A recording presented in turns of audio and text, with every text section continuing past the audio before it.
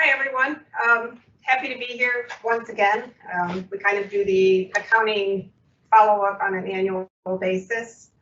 The slide presentation that I put together today will have some repetition in it for some of you old, or I should say some of the associations that have been with us for a little bit longer, but I wanted to at least quickly touch on some of those topics before we go on to the new information for those that are new to us. As you all know, we have new software this year. It's called Vantica, and therefore we have a new reporting package. A lot of the reports in the reporting package are very similar to the way that they were before, but they just look a little bit different. Plus, at the end of this, we're going to talk about some new reports that we are looking at adding to the package without hopefully adding a lot of pages and excess fluff to it. To get off to the beginning of it, yeah, accounting can be a little bit boring. Financial statements can be a little boring to look at, but they're really important. They demonstrate the financial health of the association. They're a decision-making tool, so you can use your financial reports to make decisions about what you still want to spend money on, what you don't want to spend money on. Are you over budget, under budget? Where do you think you're going to end up at the end of the year? They help you determine the future financial stability of the association. And for owners, when you turn them on to owners, they're a record of the financial performance of the board and the association as a whole. So today we're going to focus on the new reporting package and the potential options for the future. Here's the flipped in. On the slightly repetitious side, but I'll blow through these very quickly. The accounting department is split into two different departments, accounts receivable and accounts payable. Reason for that is that we like to keep a separation of church and state. That way, it gives us control over making sure that nothing bad can happen to the association. Accounts receivable is anything to do with owners. It's money coming into the association. Accounts payable is all of the money going to the association, any bills that you pay to your vendors, and it's also the financial reporting side. So your accounts payable people are the people that are doing your reconciliations and creating your financial reports on a monthly basis. But very quickly, we use three main software programs to handle all of the things that need to go on every day for your association. Vantica is our new and cool one. We love it. It's got a lot of additional details in it that our old software did not have. We're still adding all kinds of new things because there's so much capability out there. So little by little, it just keeps getting better and better. HomeWise it covers anything related to owner transition. It's a third-party software that we use to handle paid assessment letters, welcome packets, settlement checks, anything to do with changing over of a unit. Strongroom is where we pay the bills. Many of you have access to Strongroom. If Dan flip to the next, nope. I'll touch on that a little bit, but the key with Strongroom is that each invoice that goes into the system is seen by at least 3 people before it goes back to the payables person to be released for payment. In 2018, there was a one-line statement put in there that put the whole accounting side of everything into a bit of a conundrum.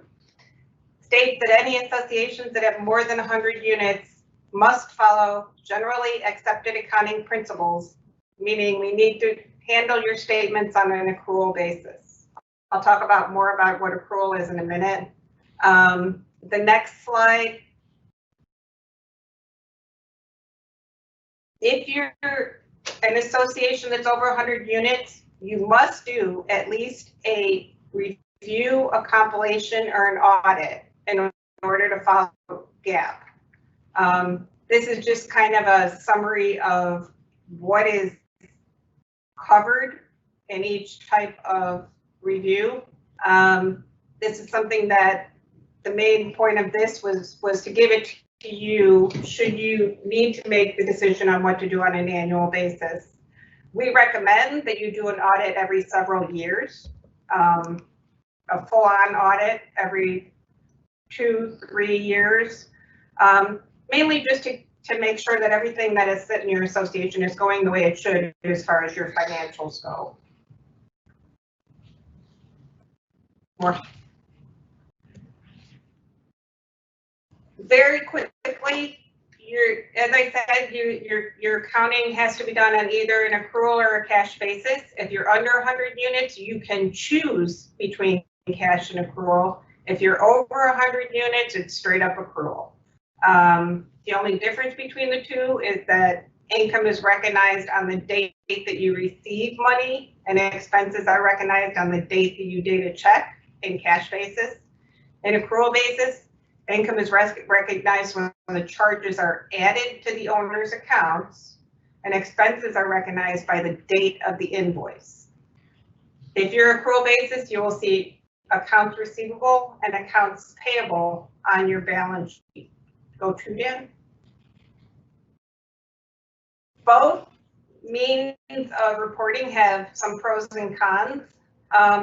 Cash basis pro is that your income is exactly what you've collected, what money you've put in the bank. A con of that is the expenses are also shown that way. So if you don't pay your snow bill until May, it's gonna show up in May because that's when you paid it.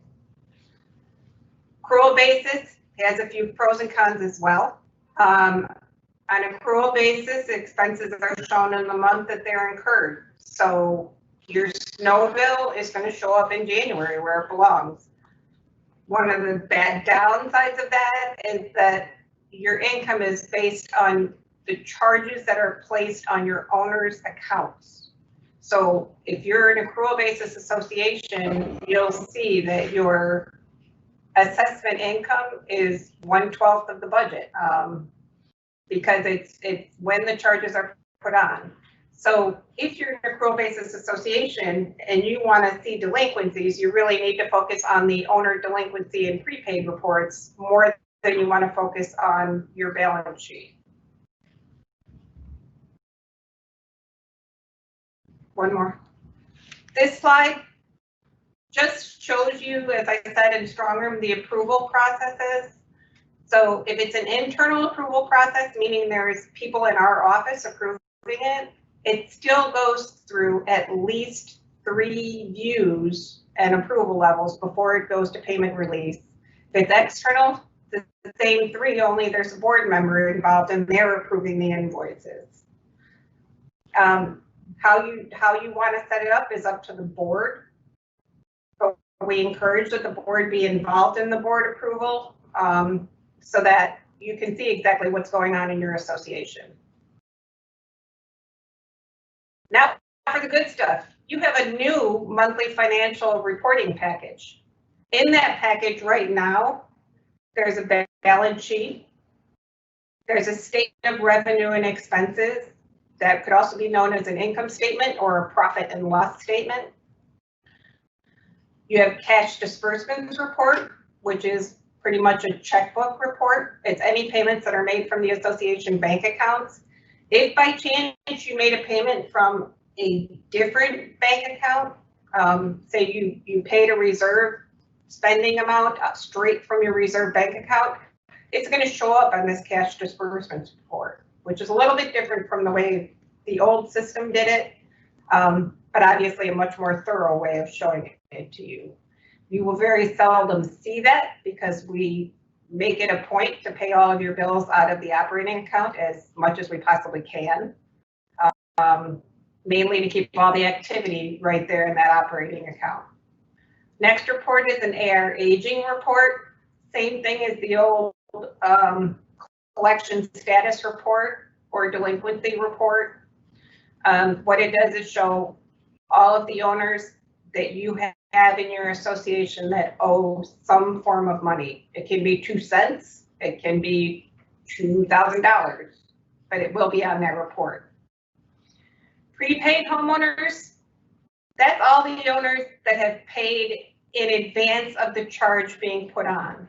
So if you have owners that pay at the 25th of the month when your assessments are due on the 1st, those owners will show up on this report.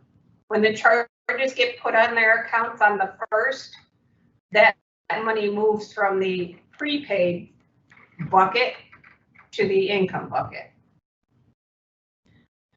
A trial balance, that shows all of the activity for any transaction that happened in the association during that given month. The trial balance report that we have in your package at the moment is strictly an expense, a detail of the expense accounts, which are pretty much the ones that are the most important to you. The reason being that the full trial balance can get quite lengthy because of the way the owner payments come in. So instead of your trial, the piece you get in your report right now is maybe 5 or 10 pages. Hey, Karen, was there a question? Yes, we have one question. The question is, how many board member names should be on our accounts? 1 or 2? It seems 2 is proper in case of incapacity or death, question mark. That could be interpreted a couple of different ways. So there is a signature card on your account, and you should always, typically we recommend trying to get 3 board members, usually the president, the treasurer, and the secretary on that signature card. But with regard to strong room, we give 2 sign-ins for strong room, and so that's typically our maximum. So you can pick 2 people, which is usually the president and the treasurer, but they don't have to have access to strong room, and you can have 1 or 2 approvers depending on what you want to do. So we just had a situation where there was a board changeover, and the signature card was not changed, and so we were having trouble getting statements for that account, and so they had to go through a process to get the signature card redone in order to get those statements. So it's just an important thing to try to keep updated as there's board changes and the signers change with the board changes. Okay. Yeah, there's one more question. Oh, I'm sorry. There's one more question. The question is, can we customize the income statement, or must we use a standard template? You can customize the income statement or use a standard template. The income statement is standard. There's a couple different ones out there, but they don't show things. They tend to show it by fund or by different breakouts that we haven't really used. But it is the standard 6 columns. Another report that's a new one that I'm going to talk about tonight may be something that you might like or not like, but let's get to that when we get to the end. Last report that we have is kind of new and cool in the bank account reconciliation report. It has, no, you're fine. The bank account reconciliation report has a summary of all your bank accounts in one cute little summary at the top, showing that the accounts have been reconciled. All right, I'll go into each one in a little bit of detail. Now, the balance sheet, Dan, if you could get to the slide that actually has a balance sheet on it. There's a sample one. One more. No, like 4 more. Hang on. While he's getting to the balance sheet, quickly I'll discuss what a balance sheet is. It's a financial summary of the position of the association at any point in time.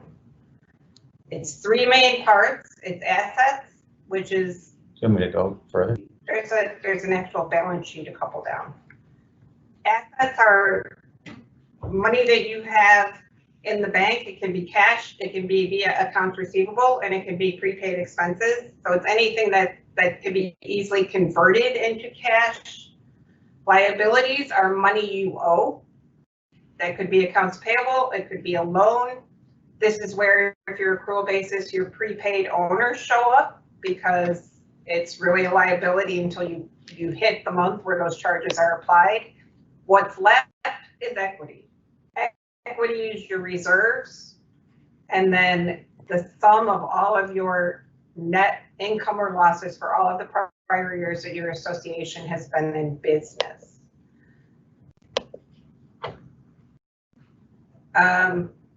If you're reviewing your balance sheet as a board member, the things you want to look at and kind of keep an eye on, one is your cash balance, especially in your operating account. If we don't have enough cash in the operating account, we have to start picking and choosing what bills we pay on a regular monthly basis. And then you run at risk of having to borrow money from your reserve account to pay for those bills. So the way you set your budgets has a lot to do with how much money you're going to have in that operating account to pay the bills every year. You have another question, Cheryl. Go ahead, Karen. So the question is, could you show examples of the report you are discussing? So while we're talking about the balance sheet is up on the screen right now.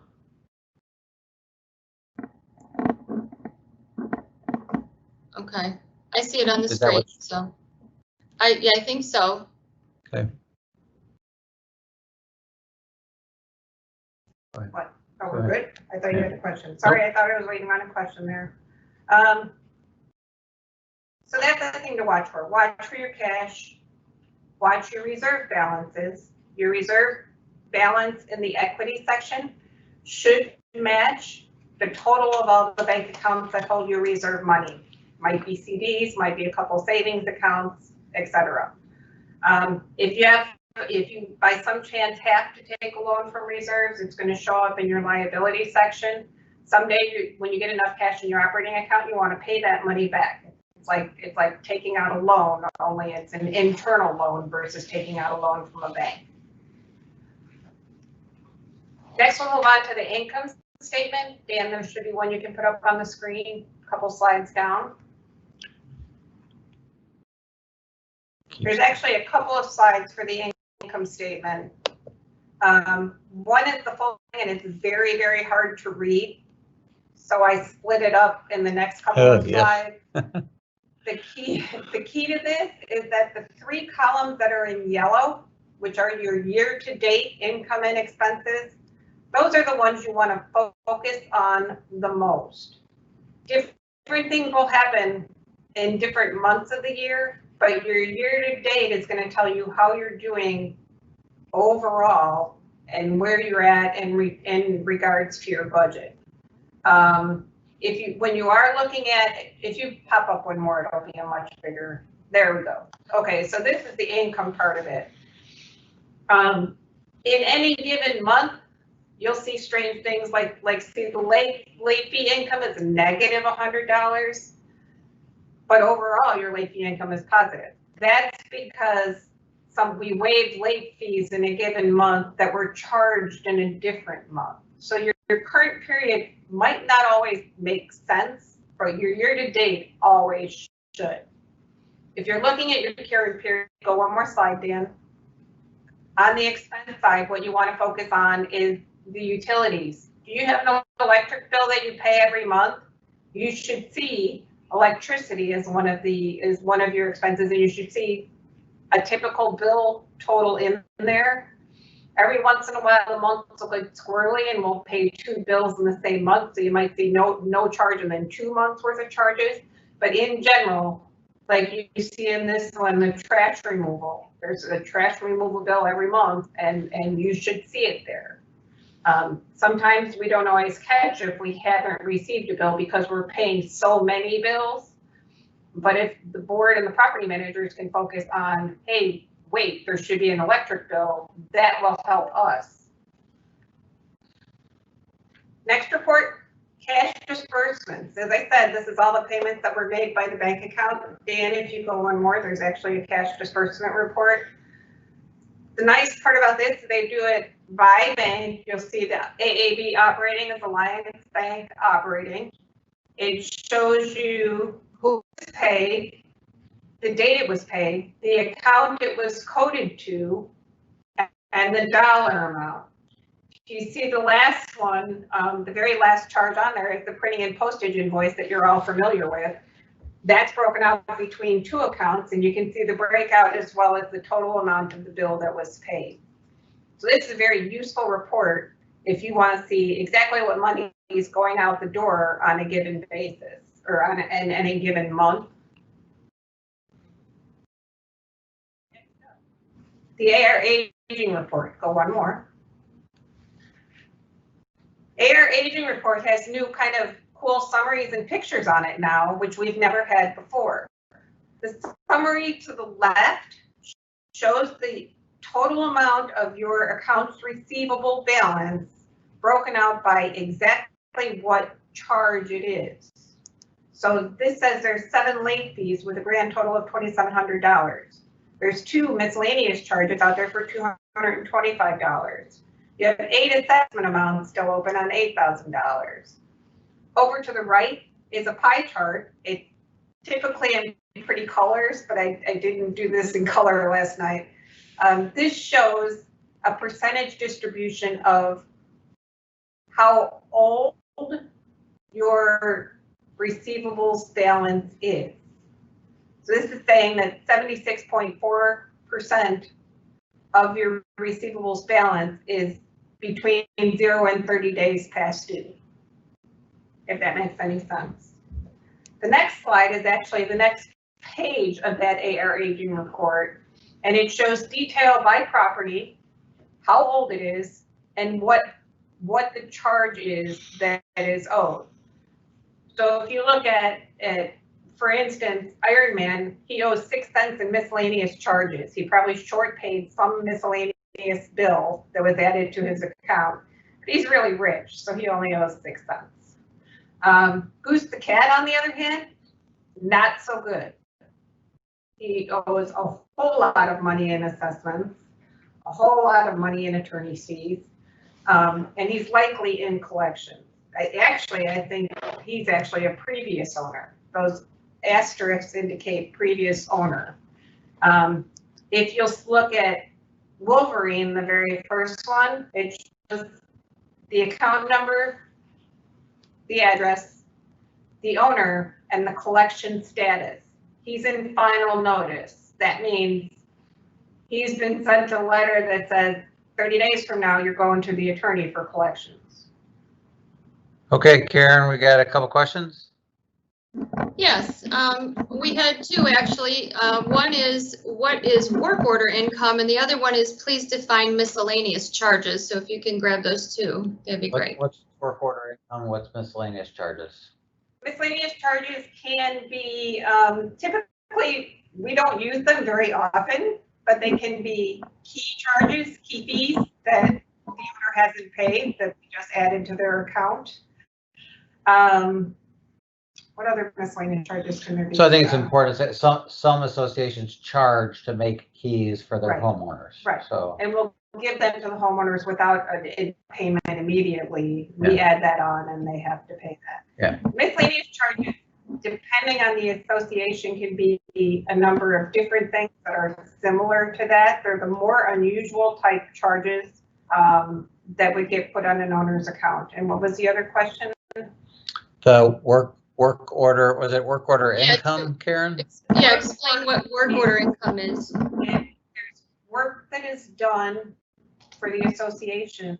You call in somebody for a work order, the work gets done, and it's determined that it's the owner's responsibility to pay for that work. That's what that is. That's passing through. So a charge back. Yes, the association pays the bill, but we charge it back to the owner.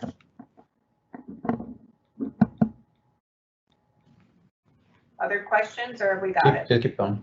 That's all we have for now. So that's that. The next report, prepaid homeowners, go one more again, and it'll be a picture of it. All this is a very simple report. It's a list of the owners that have paid in advance. So Some of these owners may have paid an entire quarter's worth of assessment. Some of them may have only paid 1 month, but just paid it on June 28th. We get some people that pay a year in advance. Yes, there's a few people. I mean, there's not a ton, but there's people that will pay a year in advance just to not have to deal with it. Their balance will slowly get eaten up as the charges get put on their account. So that balance will get smaller and smaller. Every month, this report will fluctuate as far as dollar amounts go, because not everybody pays exactly the same. But in general, it seems to kind of hang around the same in total. And that's based on people paying, everybody, they pay on the 25th no matter what every month. Next report. Backwards. There we go. The trial balance report. Dan, there's a picture of this as well. What this is, as I said, this shows every transaction, both sides of it, the debit and the credit, that went to every account in your association. Right now, it's just your expense accounts. But in the future, if for some reason you want a full trial balance every month, we do it for a couple of associations. We'll put it in there. Just fair warning, it's a lot of pages. As you can see, it starts off with the beginning balance. It shows you the debit. The beginning balance is whatever it was last month, whatever your total for the year was last month. Debits and credits is anything that happened this month. Ending balance is the total of the two. So on the first one for management fees, you see that there's a debit of $453, and that was the advocate management fee being charged. So you see the detail of that, and the date it was done on down below. Next, account 7020 admin general has no activity for the month, but did have a balance for the year. And I think we have another question. Yes, could you explain how previous owners can have balances? Previous owners can have a balance if, for one, it depends on if they've gone into foreclosure. If their unit gets turned over to a bank, the bank becomes the new owner, but the previous owner balance remains until that unit is now sold to a new owner. When it's sold to the new owner, we have a chance of collecting sometimes all of that previous balance, sometimes only 6 months worth. It just depends on A couple of others, I think a tax lien. the situation is handled. Yeah, the A tax lien can cause that because it doesn't wipe out the prior balance. Right. A death, where it goes into, or maybe the house is, yeah. Right. But right. The most common is the foreclosure where it turns over to a bank and hangs out there for a little while. You should pay attention to those previous owner balances only to notice if there are any that are really uncollectible. I mean, if you've got something out there that there's no chance you're ever going to get that money back, it's good to discuss writing it off. Cheryl, another common way that a balance could be left on a prior owner is, so the people have been asking questions about, how could they sell it and leave a balance? Typically when you sell and you have a mortgage company, they're going to require a paid assessment letter to show a zero balance before they'll do the loan for the new property. But there's other ways to convey properties that Quick claim. Yeah, but a quit claim, the prior owner's balance. So a paid assessment letter in effect is a lien release on the property, and the new owner is and the bank are not responsible for the Right. balance from the prior owner. But if you do a quick claim, then that balance is going to move to the new owner Right. from the old owner, because they didn't do a paid assessment letter. And so they're responsible for all unpaid debts on the property from the prior owner. We also have cases where an owner will get away with somehow closing without a paid assessment letter. And then that requires another whole analysis and means of handling. So it can happen. I mean, you hate to see it out there, but it happened. Back to this trial balance report, like I said, it shows all the details. If you want more than your expenses in there, just let us know. And we will put the entire report in there. It becomes just very lengthy because the system requires reports every owner payment as one payment instead of grouping it. So your cash account becomes very long and cumbersome. Next up is the bank reconciliation report. This is something that's a little bit new and different. Go on more. Hang on a second, Cheryl. Different from what you've seen in the past, but we have a question on something before that. When accounting on an accrual basis, where is the prepaid listed? On the balance sheet and liabilities. Okay. On a cash basis, you'll actually see a prepaid line in the income statement or the statement of revenue and expense as well. So it's shown on, depending on how you report, it's shown anyway, no matter what. Okay, your bank reconciliation. What this shows is a summary of all of your bank accounts. If you look at, it'll show the bank balance. It'll show anything that's uncleared. It could be a deposit that hasn't posted. It can be a check that you paid that hasn't been cashed yet. Your adjusted balance and your book balance are actually what's on your general ledger. Your status says balanced at the end of that. Below that, the report goes on for several pages and will show you all the detail of any of the unreconciled items. I didn't show that, I cut it off just because you can't see when I put a full page on this screen. Every once in a while, you will see a status of unbalanced. That happens if we don't receive the bank statements for the association. It could be outside bank statements that the board has to provide to us because the bank is not in our control. It could be bank statements that we were expecting to get mailed to us that don't arrive in time for your reports because we're always trying to get your reports done before your meeting. So we may close it off and go unreconciled until the next month just to get your reports out so that you have them for your board meetings. But typically won't release them with the operating account out of balance. Right. Your operating account, because we get those automatically and we get that online, it integrates with our new system. You will always see that and they should always be in balance. And the reason that we will sometimes release reports on some of the other accounts without balances is because there's generally not a lot of activity in there, and it's mostly interest. So we're comfortable on those money market and reserve accounts releasing a per se unreconciled statement. So the key in that is watch for the unbalanced and work with accounts payable to make sure that we get those bank statements. You know, in some cases they're being mailed to the board directly. In some cases we have got them on our address and we just haven't received them yet.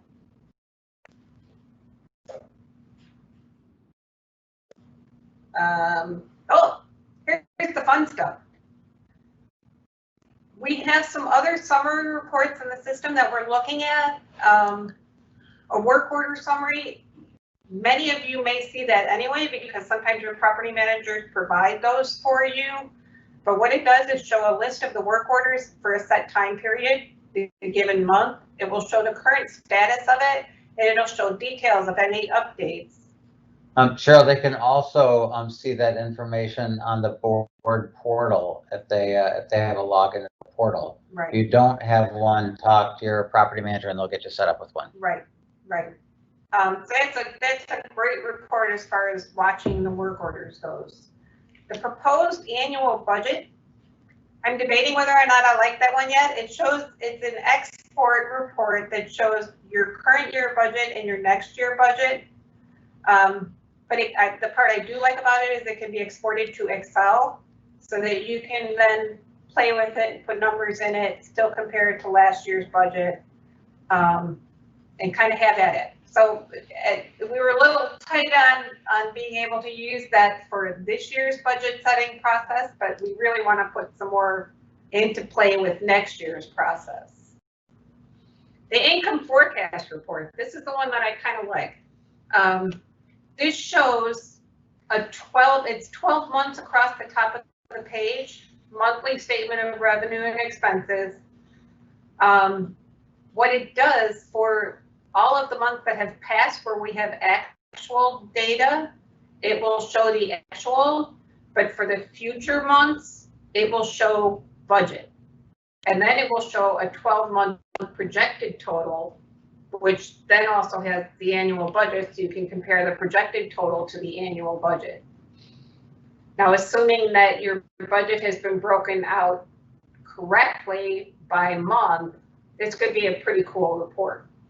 You know, plus it's one of we haven't ever had a report in the past that would show each month statement of revenue and expenses on one report. So that's what I'm really considering on adding to the package.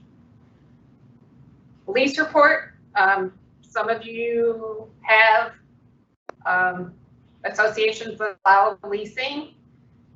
This report will show the units that are leased. It'll show lease beginning and end dates, and it'll show some tenant information, mostly tenant name, I believe, and maybe perhaps contact numbers, all depending on how much information we get to put into the system. This is one of those reports that, you know, I hate to say garbage in, garbage out, but if we gather the data and we get that information in there, it can be a very, very helpful report, because it'll keep track of exactly what units are leased, how many of them there are, who's in it, and when the leases are up.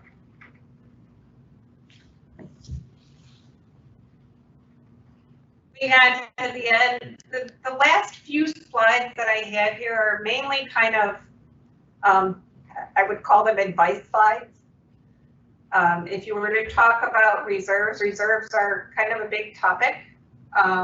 You want to be able to set money aside so that when you have large capital expenditures, you have money to pay for those. When you have a roofing bill that comes in that's $100,000, you want to make sure that you have money in your reserve to pay that bill without causing any pain to the association owners. So reserve, not only is reserve funding important, but a reserve study is important.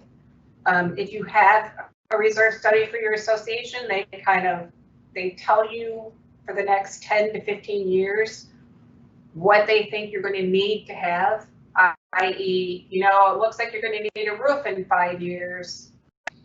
You need to have $100,000 in your reserve account to pay for that roof. And here's what you need to do on an annual basis to get to that point.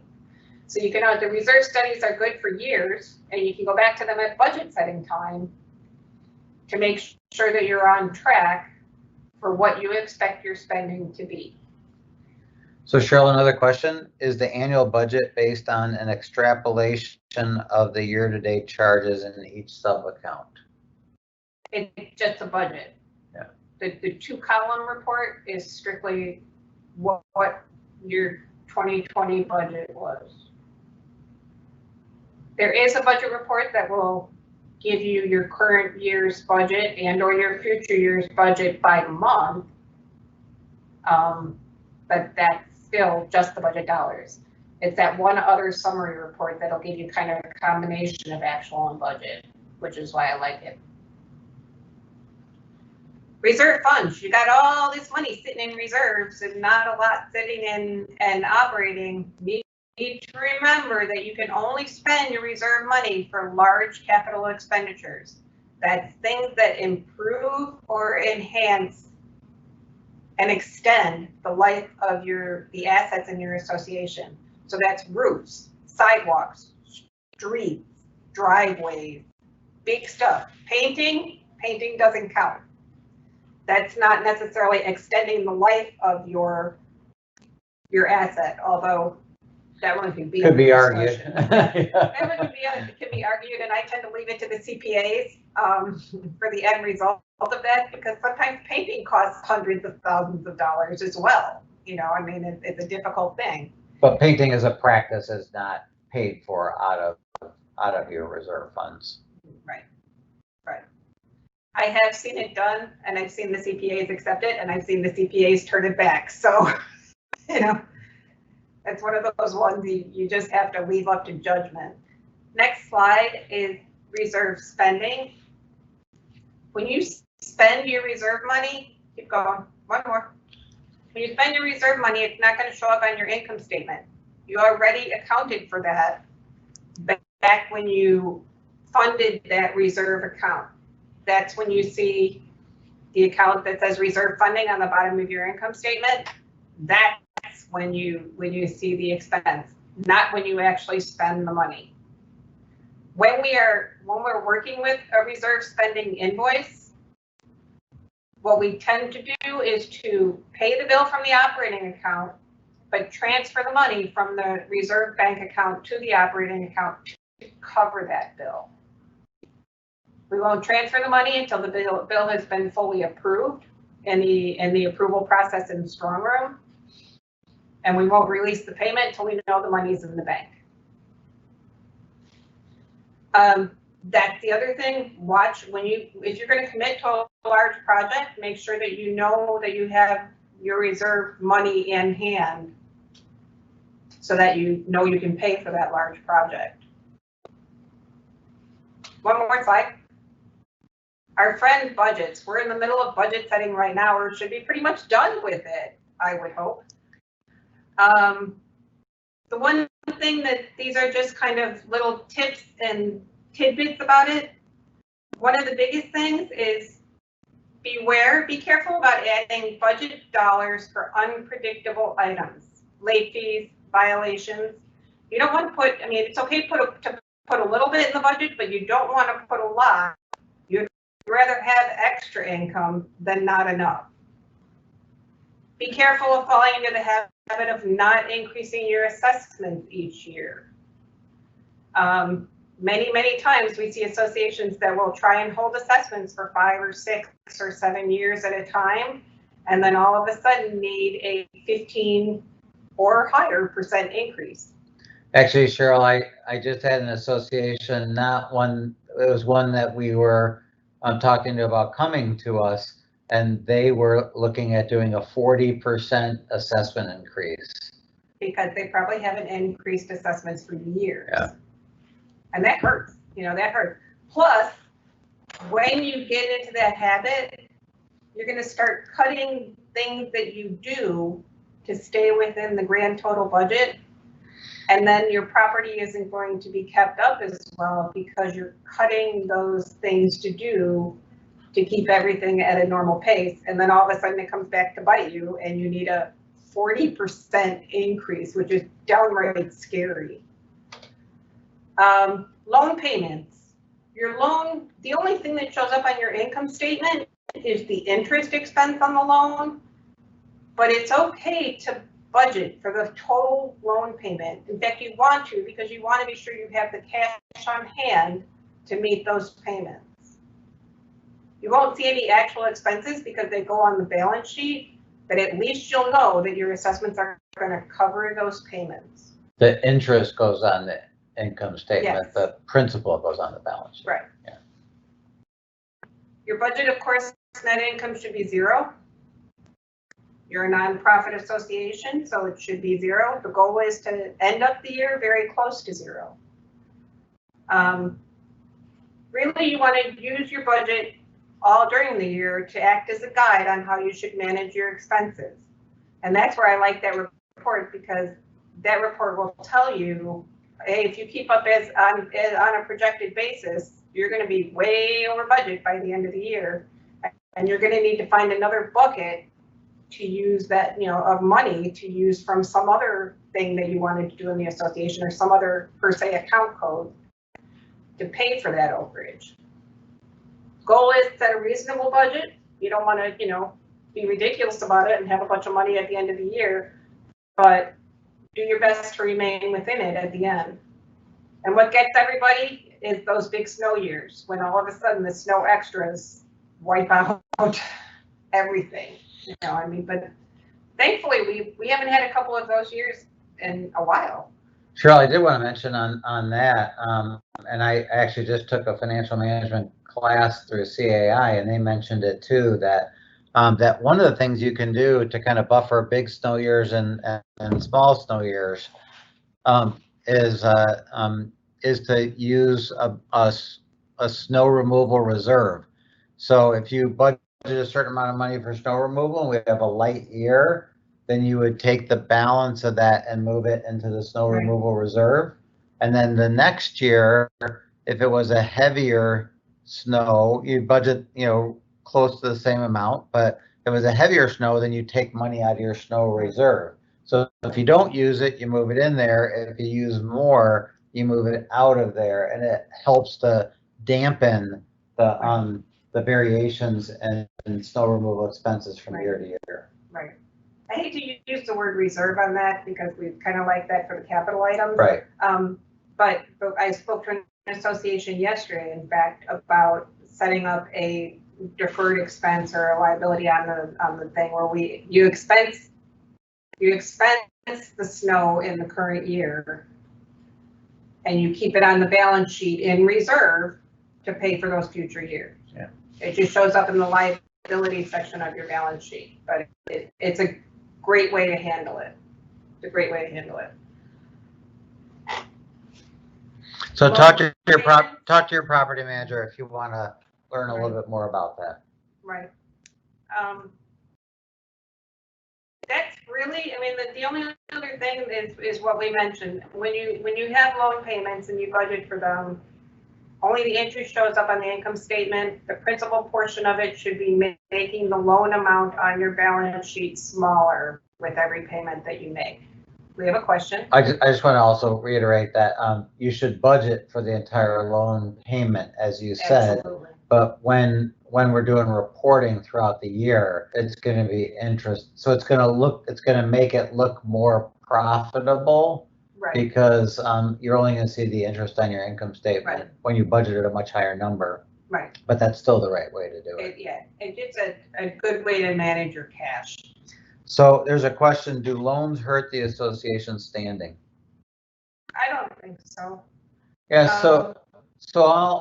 It kind of goes back to your reserve strategy. So you know, it's uncommon for an association to budget for reserves at 100%. You know, it just, you know, a lot of times people look at what the assessments would be if they did that, and it's a little bit egregious. And so they make a conscious decision not to do that, which means somewhere down the road, you're probably going to end up having to do a loan or a special assessment or both in order to handle a large project on the property. And so using a loan to do that is a very natural thing. We have banks that specialize in association loans. So if you just went to your bank down the street and try to get a loan for your association, they have a harder time doing those types of loans because it's not a typical hard asset loan like getting a loan for your house. But association banks, which there's a lot of them nationally, they understand how the association works, and they're ready, willing, and able to loan you money. You know, so one of the things that they're going to look at really hard is the receivables. So if you have a collections issue, then you may have a harder time getting a loan.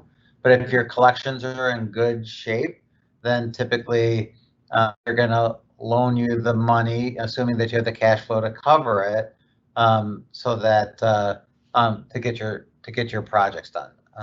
So and in some cases, I've seen where the bank will issue you a loan, but they'll require that you put some of your reserve money in their bank. Yes.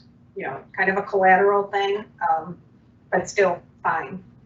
But you know, Alliance Bank, which is our operating bank, our bank we use for our operating accounts and a lot of our reserve accounts, you can, you can get a loan with them and you don't have to worry about that kind of stuff. But some other banks may require you to put some money in there if you get a loan from them.